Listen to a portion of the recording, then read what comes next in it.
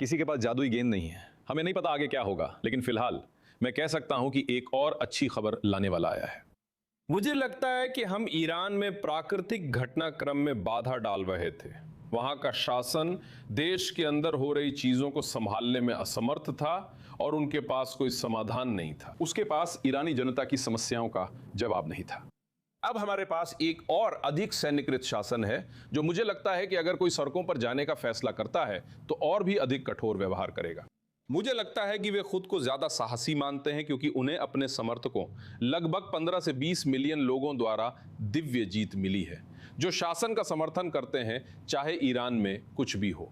तो मुझे लगता है कि जो समस्या हमारे सामने है वो सिर्फ ये नहीं है कि हमारे पास एक नया शासन है, बल्कि ये भी है कि ये भविष्य में भी रहेगा।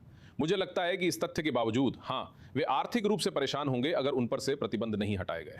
मुझे लगता है कि उन्हें अपने ही लोगों का समर्थन मिल रहा है। ऐसे में मुझे नहीं लगता कि निकट भविष्य में ईरान में कुछ नाटकीय होने वाला है। और अगर कोई सड़कों पर उतरने की कोशिश करेगा तो उसके साथ पहले की तरह सख्ती से निपटा जाएगा। तो मुझे लगता है कि अभी जो हो रहा है वो इस शासन की ताकत को लेकर गलतफहमी है, भले ही ये कमजोर था।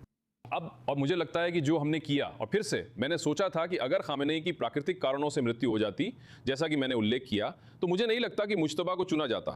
मुझे लगता है हमने हसन खोमेनी को देखा है, जो अधिक उदार है। हमने किसी तरह की समस्या पैदा कर दी है, जिससे अब हमारे पास एक और ज्यादा कट्टरपंथी शासन है, जिसे आरजेसी का समर्थन प्राप्त है, जो अब खुद को और भी ताकतवर महसूस कर रहा है, कुछ कुछ पाकिस्तान और उत्तर कोरिया के बीच जैसी स्थिति की तरह।